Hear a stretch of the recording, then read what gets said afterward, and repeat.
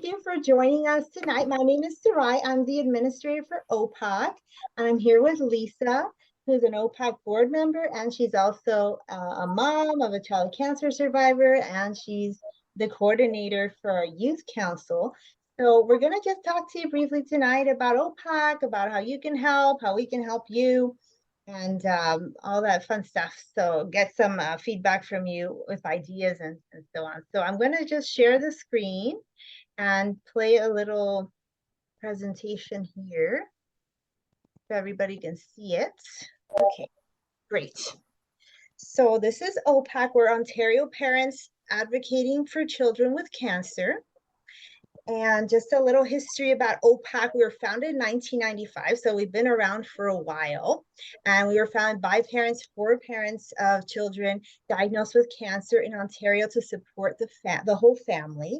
We have many different support programs. Our most important one is our peer-to-peer virtual and in-hospital support parent liaison program, so that families get advice, non-medical advice from other parents, trained facilitators who are at the hospitals to help them and give a listening ear, give resources, information. And so families know that they're not alone. We also have community parent support groups. And Lisa, she heads, for instance, the Kitchener-Waterloo group. And we have several throughout Ontario. We have Niagara Falls, like I mentioned, Kitchener-Waterloo, Mississauga, well, not Mississauga, but Cambridge, Hamilton, and we do have parent liaisons in Mississauga at Credit Valley Hospital and at Sick Kids in Toronto. We also give free tickets to events through our community partners, raising awareness, such as, for instance, September being Childhood Cancer Awareness Month. And we offer families financial support in the form of helping them pay for hospital parking, giving them grocery gift cards, hospital meal vouchers for families with sick kids, free resources, and a lot more. So that's some of what we do. And if you go on our website, which I'll link to it at the end, there's a lot more information you can read about OPACC. And now, Lisa, this is our youth council coordinator, Lisa, if you want to talk about yourself there for a bit. Okay, so hi, hopefully you both can hear me. As my slide says, I am a mom. My son Cole, who now is 27 years old, he is a cancer survivor twice. He had leukemia when he was 9 years old, and again had cancer when he was in third year university, and just recently got married. And so he's doing well. I am a retired high school teacher. A couple of years now, I've stopped teaching full time, and I just like to teach because I actually really enjoy working with teenagers. I co-run another person our parent support group in Kitchener-Waterloo, and I've attended Camp Trillium, which I know now it's Campfire Circle, but the one specifically Camp Trillium in Waterford. And I've also been to, so that's Rainbow Lake, and I've also been to Garrett's Island with both Cole and my daughter Sarah. And later on, they had such a great time at those camps that they were inspired to become staff members. And so Cole ran a lot of the activities that were at Camp Trillium or Rainbow Lake, and my daughter Sarah was a sailing instructor. And then just some of the things that I've done personally is I've organized a Relay for Life with my high school. And also we did an activity called an Inside Ride where we raised money for OPACC. And I've been on the board of directors since 2007. So that's a little bit about me. Thank you, Lisa. So we're here to talk to you about the OPACC Golden Hearts Youth Council. It's something new that we're starting to help high school students or even younger students who want to help out OPACC that's not sitting on the board, which you have to be 18 or over 4, but still want to help out in some way. So we thought we'll start this and see how it goes. We're learning just like you, so it's our first, starting up with this. So we're, like I said, we're starting up with this now, and it's a way to get youth involved and engaged in their community, raising awareness for kids with cancer and fundraising and getting involved in their community and their school. So these are some ideas that, of course, it's up to you what you want to do, your level of involvement. But there are some ideas here for you. Like I said, it's called the Golden Hearts because gold is the color of childhood cancer awareness, and September is Childhood Cancer Awareness Month. Of course, September is half over, but you can do awareness year round. It's important for everybody to know about childhood cancer throughout the year, or you can also save some of this information for next September to have this in mind. Like I mentioned, these are just some ideas for doing events or campaigns in the community or in your school, like September awareness events, having an awareness table at your school, doing a yellow shirt day, reading announcements with some facts, organizing things at City Hall, for instance, the flag raising, volunteering with community events through OPACC. We have, like I mentioned, several groups throughout the province. So students can volunteer there. Sometimes we get from other organizations even um, a opportunities to volunteer, which we can let you know about through this group. There's also OPACC programs like Caps for Kids, which I'll link to it later. You can read about it on our website, where kids donate like maybe a toonie to wear a fun hat to school for a day, and the money goes to OPACC and it helps raise awareness for childhood cancer. There's fundraisers at school, there's social media campaigns as well that you can do if you prefer just to be on the computer, doing social media stuff as well. We've had students even who aren't part of this, but who have volunteered in the past, creating like cards for holidays. Like they made Valentine cards and then they gave it to our parent liaisons to distribute to kids at Sick Kids, or organizing a toy drive. And through our parent liaisons connection at the hospitals, they can get these directly to families with children who are admitted in hospital. There's also community or community group volunteers, like I mentioned, like for instance, in Niagara Falls, there's our group which does the courage capes, which is sewing and putting together, ironing, whatever you want to do, like capes that are donated, like superhero capes, to kids at Ronald McDonald House in Hamilton, which is where a lot of the kids there stay because they're treated at McMaster Hospital in Hamilton. And Kitchener, Lisa, do you have some events or some ideas of things people can help at your group level, for example, or will be able to help? Yeah, we've just actually started a partnership more so with Hope Spring, and they are starting to do more events and involvement with kids.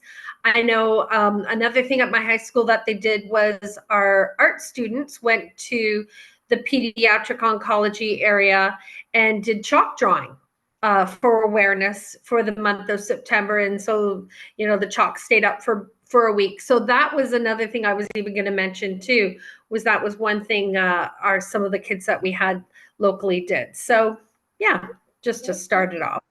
Great idea. And I know, for instance, Lisa, you did, I know it wasn't through OPAC, but it was still an event that needed probably volunteers, the Pogo Walk in Kitchener last weekend. If we know of events in your community that are coming up that you can volunteer for, there's some opportunities there. And we have other things like programs like Comfy Caseage, which they sew pillowcases for kids in hospitals, or $1,000,000 Smiles, which is another program. In the summer, they build playgrounds in the backyards of selected children who are going through life-threatening illnesses. So there's lots of opportunities and things that come up even that we don't know about yet, but somebody might approach us, another group organization that needs volunteers. You can organize school events or campaigns through your student council or service club at school, or do it independently. You don't have to do it through a group or organize. If it's something you just want to do on your own, that's fine. Other ideas up to you completely. We're just here to support you, help you, give you some facts and information, resources, and yes, sign up on volunteer hours as well. But it's up to you what you want to do. And here's some ways that by being a part of this youth council that you can benefit. Of course, signing off on volunteer hours. That's a big reason, but also notifying you about volunteer opportunities we learn about that could use your help, providing references for scholarship, schoolwork, for saying, you volunteered once you're involved with OPACC as a regular volunteer, we can do that. There's an option once you turn 18, if you want to continue your involvement with OPACC more formally, there's an option to become an OPACC board member. There's opportunities to socialize at volunteering and community events. And like I said, we can provide you with OPACC brochures, resource materials, information as needed. And of course, the fact that you're helping other kids and families that need your help and to raise awareness. So those are some benefits. Lisa, do you have any other ideas? Oh, that's great. So the next steps is basically, if you look at our website, there's some important information on there aside from OPACC programs, but there is a link here for facts to learn more about how child cancer affects families, some important awareness facts. There's Faces of OPACC, which is stories of real OPACC families and kids. So you can read about some of their stories and get inspired by seeing who you're helping with your involvement. Caps for Kids, which I briefly touched upon, that's a school-based program, fundraising program for OPACC. And other ways to help. Now, some of these might be more involved, some of these are for adults only, for instance, but you can search there and see if there's other ways or ideas you can help with, for instance, third-party fundraisers. You want to set up a garage sale or something and have that's just an idea of donating to OPACC through a third-party fundraiser out in your community too, or events. And once you have some ideas in mind, you get inspired, you read our website, you know what it's about, you can just email or DM through our social links, which are on our website or right here, Facebook, Instagram, Twitter. And we can help you discuss what you want to do and to support you, basically. Lisa, anything else to add? Nope, that was it. That's great. Good. So, like I said, this is a casual, open kind of group. We want you to be creative and run with whatever idea you might have. Just, pass it through us. Of course, we need to know what you're doing and what involvement level you're in so that we can sign off on those volunteer hours when it's time. And we want to be promoting your event too. If you're doing an event or a project, we can help promote it through our OPACC social media and to our families to let them know what you're doing, how they can get involved to help you. So there's a big network of support there waiting for you through OPACC to get involved. So I'll leave this up. The next slide was just going to be about open discussion and Q&A. If you have any questions for us or any ideas or things you want to discuss right now. So I'll open up the floor.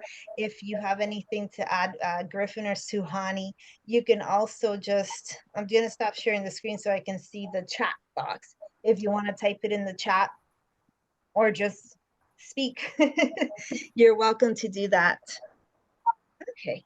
Suhani asks, how many people are in the youth council?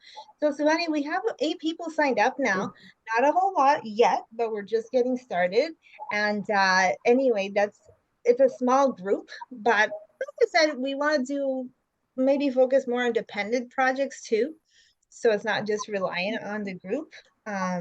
You can do what you'd like, independently. Any other questions? Yeah, I guess maybe if I could jump. Oh, good. I'm glad you'd love to connect with others. If I can just jump in here, I know sometimes we've had our board of directors meetings, and we've always discussed that the best way to help families and their kids are to get other kids involved, because you would know what kind of activities and things that would appeal to you. So that's why we wanted to start up this youth council. So just I guess that would be one of my questions to you guys. Do either of you have any ideas of something maybe that it could be something very small and immediate right now or something larger? that you would maybe like to see us help with or to work with you on? Okay, you were lagging a little there at the end, Lisa. Kind of a big question. If you have any ideas, Oh, sorry. sure, let us know. I know, Suhani, you said you'd love to connect with others, and hopefully we can connect as a group as well, maybe in a future meeting, or we have people from all over Ontario, so it's hard to connect in person. But through the work that you'll do with this, I think you will be able to connect with others more like in your school community or just with the support of the group, feedback from others and so on. Um, any questions, comments? Well, you think about it. If you do have any questions, you let us know. Mhm. Like I said, it's opacc.org, and there's a links there under our about page to our email, to our social media, phone. You can contact us through there, and any contact, Lisa, I'll bounce through you as well. Any feedback we get from our group members. Oh, Savani said, on a larger scale, I would love to host fundraisers for kids in the future. Yes, thank you. That sounds great. We'd love to do that as well and to help you with that. Yeah, so that's a great thing to do. Okay. So I guess it's up to you to let us know. Oh, Griffin, I went to two flag raisings with Patty Bauer. Yes, Griffin, I saw the picture. That's awesome. Your mom sent me the picture of you where, at one of the flag raisings. Thank you. That's great. Patty, I've just gotten to know her through email. She organizes a lot of flag raisings in the Niagara area. She's great, doing wonderful work there. So thank you for doing that, Griffin. That's great. Yeah. So if you can let us know again what you're thinking about doing, how to get involved. And Lisa, I don't know if we want to do meetings like this like more regularly or just leave it up to them to decide. What do you think? Well, I think it would probably be good to just check in with each other like once a month. Yeah. My only concern will be is I will be here in October, but I won't be here in November. So That's okay. maybe I can throw that one back at you. But is this the third Wednesday of the month? Sometimes I think that's a good way to have it if Wednesday works. And I'm just looking on my calendar It is now. the third one. Yeah. Of September 1, 2, 3. Yeah. So if we say like the third Wednesday of the month. So the third Wednesday of the month in October would be the 18th of October. So maybe we can post that again and just have the Google slide available on it. Don't have to necessarily go through it, but maybe some of the other people that have signed up, we can get them on and see if we can do some brainstorming together. That sounds good. So we can meet again in a month. But of course, in the meantime, if you have any ideas or projects that you want to get started on, please let us know. We're here for open communication with you to let us know what you want to do. And we'll connect. And yeah, there might be months where we don't meet like around December. I'm sure people will be busy with the holidays, so we don't meet then. But we'll take it 1 month at a time and see if we need to meet or not. And yeah, we'll try to meet again though on October 18th. I think that's great. So at 7:30, same time. And these will always be recorded, I think is fine, right? So people who missed them can just catch up later. All right. So if there's no more comments or questions, oh, let me see, Sue Honey. If there's any opportunities in the Toronto area, yes, there are. There was one, just the Adventures in the Park event. Lisa, you heard about that. It was a childhood cancer awareness event that took place in Toronto a couple of weeks ago. So that would have been one, but we didn't have the group quite organized yet. But there are things that come up, especially in the Toronto area, Suhani. There's lots of stuff sometimes happening there. So I'll let you know if any opportunities come up, any volunteer. I will e-blast the group to let them know, hey, there's this opportunity coming up for volunteering if you want to do that. So definitely we'll let you know.